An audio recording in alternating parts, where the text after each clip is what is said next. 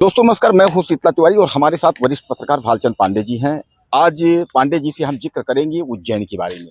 उज्जैन के बारे में जिक्र ये करना है कि जो सरकार ये कहती है कि न खाऊंगा और न खाने दूंगा, यानी यह सरकार का जो है बड़ा नारा है। नारा तो बहुत सारे हैं, सशक्तिकरण जो है, महिला सशक्तिकरण, बेटी बचाओ बेटी पढ़ाओ, सब पर काम चल रहा है। लेकिन इस पर भी काम चल रहा है कि न खाऊंगा न खाने दूंगा। लेकिन यहाँ तो खाना नहीं है, यहाँ तो जो है गठरी बांध लेना है भैया। खाने के अलावा भी यहाँ सबसे बड़ी घटना एक तरीके से ये हुई है, आप सीधे सीधे आप समझिए, इसको घटना ही मान के चलिए, कि मध्य प्रदेश के मुख्यमंत्री मोहन यादव के पत्नी, बेटे, चचेरे भाई, चचेरे परिवार, यानी उनके सब परिवार के लोग जो हैं वह बहुत सारे फ्लैट खरीद लिए उज्जैन में, और ऐसे जगह खरीद लिए जहाँ की कीमती जो है जमीन, अरबों खरबों की जमीन जो है सस्ते दामों पर झटक लिए।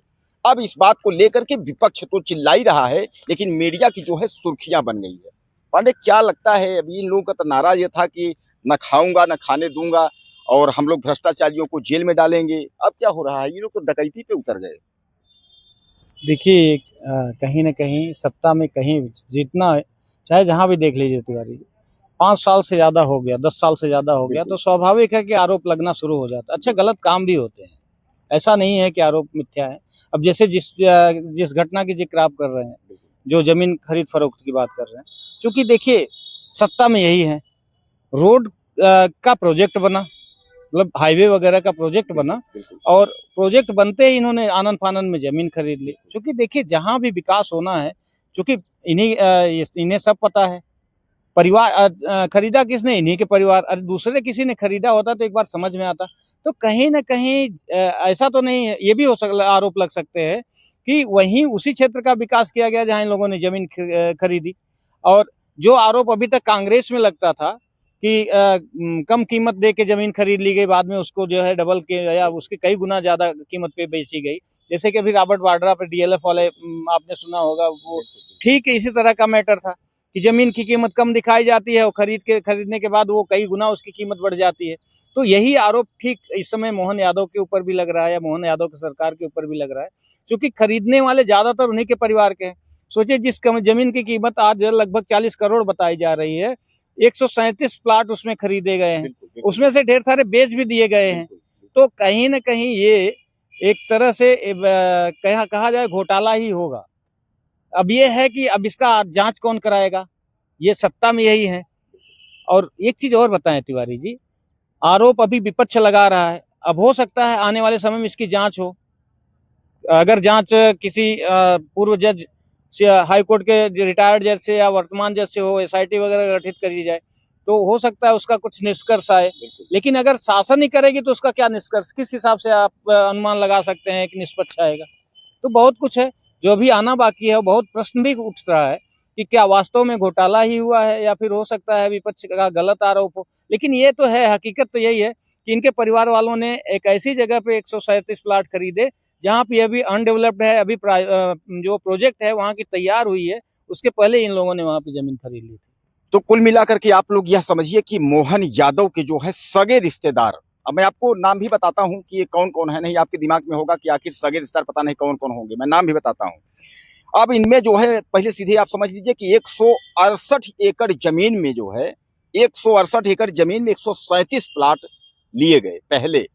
अब इनमें मैं आपको बताता हूं, आप देखिए, मोहन यादव की पत्नी सीमा के नाम से है, और बेटा जो है वैभव की पत्नी शालिनी, यानी वाइफ सीमा, और उसके बाद बहू, उसके बाद फिर भाई नंदलाल, और नारायण यादव यानी भाई नारायण यादव की पत्नी रेखा, उनके बेटे अभय, चचेरे भाई गोविंद और नीलेश यादव। ये इनके जो परिवार के लोग हैं, ये तो 168 में है।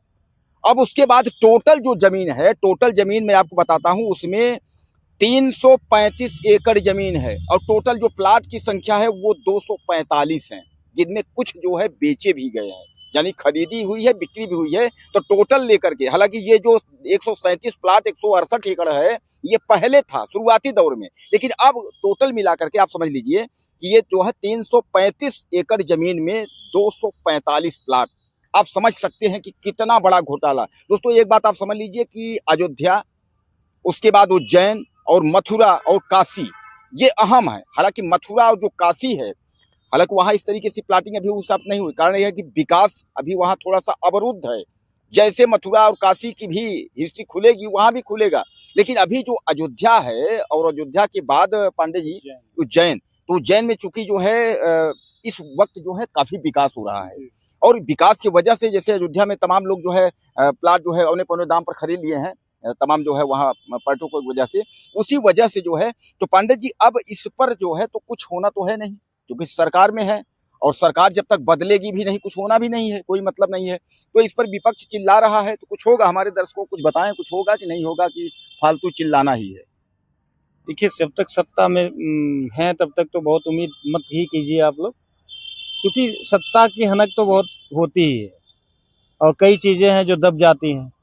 अब यह है कि आरोप लगे हैं, हो सकता है कि अगर सेंट्रल का दबाव पड़े तो जांच ऊँच हो सकती है, लेकिन यह है कि इस पर कुछ होने वाला है नहीं, क्योंकि गवर्नमेंट की सफाई तो इस पर नहीं आई है, लेकिन यह है कि मान के चलिए इस पर कुछ होना नहीं है, एक तरह से विपक्ष का आरोप ही बन के रह जाएगा। लेकिन पांडे जी ऐसे वक्त में ये खुलासा हुआ जमीन की जो खरीद फरोख्त का, कि जिस वक्त में एक अयोध्या में चंदा चोरी वाला मामला चल रहा है, कितना जो है बहुत बड़ा चंदा चोरी हो गया, जहां ये कोई विपक्ष जो है वहां हावी है, वहां पूरा देश चिल्ला रहा है चंदा चोरी, और उसी दरमियान के बीच में जो है ये तो डबल हो गया। अच्छा, ये बताइए तिवारी जी, चंदा चोरी सब चिल्ला तो रहे हैं, लेकिन एक भी एफआईआर हुई नहीं है। बिल्कुल बिल्कुल नहीं, बिल्कुल नहीं, बिल्कुल। उस पर हम लोग अलग से डिबेट करेंगे, क्योंकि आज एसआईटी की जो है रिपोर्ट आई है, होगा तो हम लोग आज खबर बनाएंगे, नहीं तो कल उस पर चर्चा जरूर करेंगे, अपने दर्शकों को जरूर बताएंगे कि एसआईटी की अपनी रिपोर्ट में आखिर उसने क्या कहा है और किन किन लोगों को सीधे सीधे आरोपी बनाया गया है। लेकिन ये जो हम लोग जिस पर आज चर्चा कर रहे हैं तिवारी जी, ये कहीं न कहीं अपने आप में संगीन आरोप है। इस तरह से अगर गवर्नमेंटें करने लगे कि हमें चूंकि देखिए यहाँ पर तो यही होता है ना कि हम ही पुलिस हम ही चोर, तो यहाँ कौन साबित करेगा? प्रोजेक्ट किसने बनाया? शासन में बैठे हुए लोगों ने ही बनाया। देखिए, किसी भी क्षेत्र का या किसी शहर का विकास होना होता है तो पहले से ही एक प्रोजेक्ट बनाया जाता है, यहाँ पे होगा। और चूंकि जैसे प्रोजेक्ट बना वहीं जाके पहले जो बड़े बड़े अधिकारी या नेता वहीं जमीन खरीद ले, तो आम आदमी तो फिर ठगा महसूस करेगा ना। ये तो कहीं ना कहीं फिर सीधे सीधे डाका हो गई एक तरह की। तो ये इसकी जांच अब आने वाले भविष्य में पता चलेगा। अभी तो गवर्नमेंट, क्योंकि इस पर मध्य प्रदेश सरकार ने अभी कुछ कहा नहीं, अपना पत्ता खोला नहीं है। अब क्या खोलती है, क्या होता है, अभी तो ये केवल आरोप है।